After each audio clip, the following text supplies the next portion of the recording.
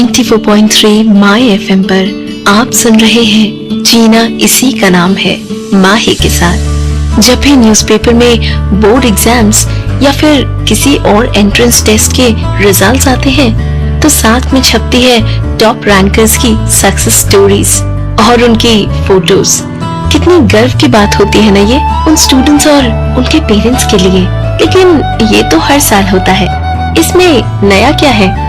हर साल हजारों बच्चे अपनी आंखों में एक सुंदर भविष्य का सपना लिए देश के प्रमुख इंजीनियरिंग संस्थान आईआईटी में एडमिशन के लिए होने वाले जॉइंट एंट्रेंस एग्जाम क्लियर करते हैं। पर कुछ बच्चे अलग ही होते हैं, सबसे अलग। आईआईटी जेईई 2012 के रिजल्ट्स अनाउंस हो चुके थे। न्यूज़पेपर के हर दूसरे पन्ने पर टॉप रैंकर्स की फोटो के साथ कोचिंग इंस्टीट्यूट्स का फुल पेज एड छपा था। स्टूडेंट्स की सक्सेस स्टोरीज छपी थी, पर एक स्टोरी थी जिसने पूरे शिक्षा जगत में हलचल मचा दी थी। सत्यम कुमार की स्टोरी। टीवी, न्यूज़पेपर, मीडिया वाले हर कोई उसका इंटरव्यू लेना चाह रहे थे।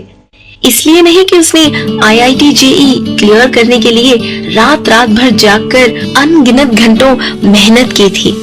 इसलिए भी नहीं कि उसने ऑल इंडिया 8137 रैंक हासिल की थी, बल्कि इसलिए क्योंकि ये रैंक सत्यम ने उस उम्र में हासिल की थी जिस उम्र में बच्चों का ध्यान सिर्फ खेलकूद और मस्ती में रहता है। 12 साल और 9 महीने की उम्र में। तो क्या है बिहार के इस वंडर बॉय सत्यम की दास्तान? जानने के लिए सुनते रहिए जीना इसी का नाम है मेरे यानी माही के साथ।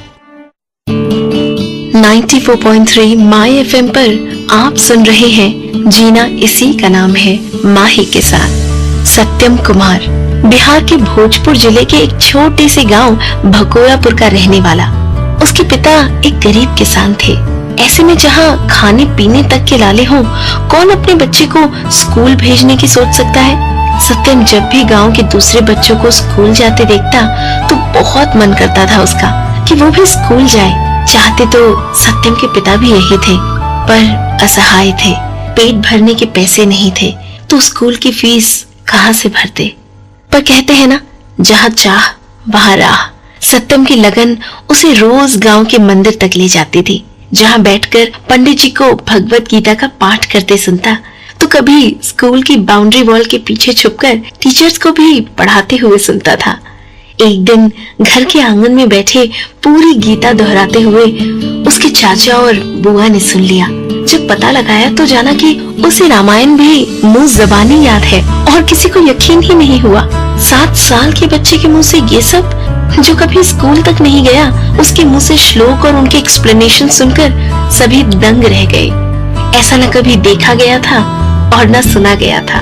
गांव में बच्चे का टैलेंट और भविष्य खराब न हो, ये सोचकर सत्यम के चाचा ने उसके माता पिता के सामने एक प्रस्ताव रखा। अब क्या था वो प्रस्ताव, बताऊंगी बस कुछ देर में।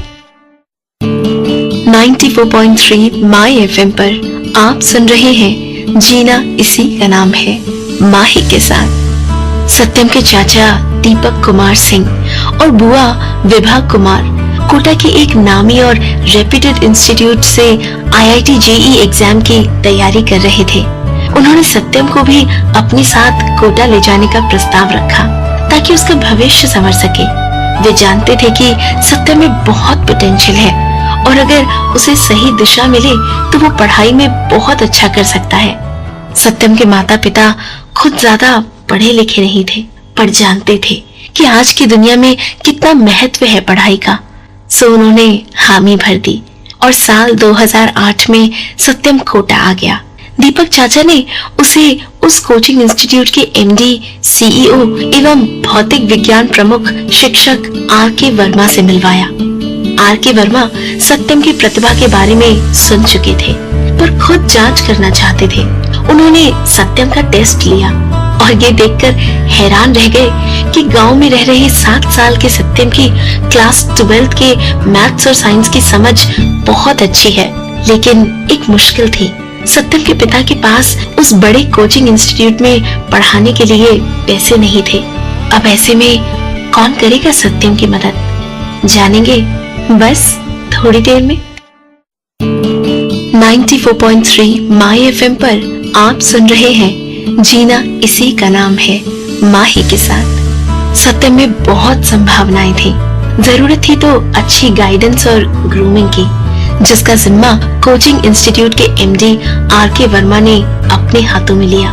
एक चैलेंज की तरह उन्होंने न सिर्फ सत्यम का स्कूल में एडमिशन करवाया, बल्कि उसके रहने, खाने, फीस, ट्यूशन बुक्स वगैरह का पूरा खर्चा उठाया।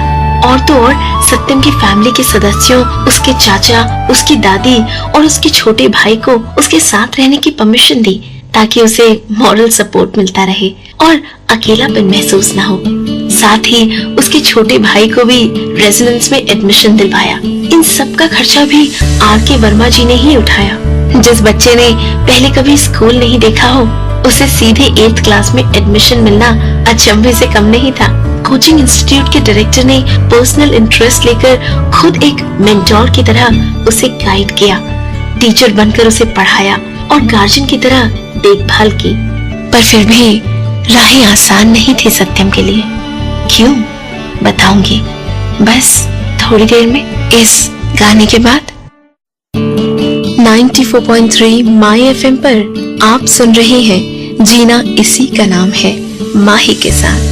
इंग्लिश मीडियम स्कूल की पढ़ाई, साथ में 9th फिर 10th स्टैंडर्ड, सत्यम के छोटे कंधों पर बहुत प्रेशर था, पर अच्छे ग्रेड से पास किया उसने।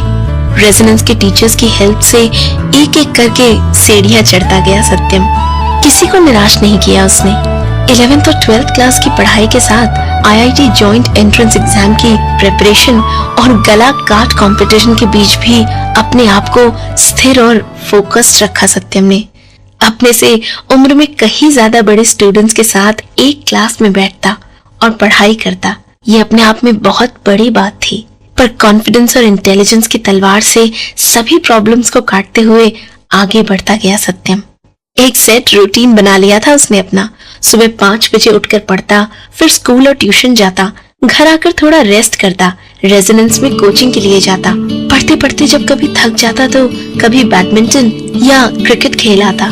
फुटबॉल का भी बहुत शौक था उसे।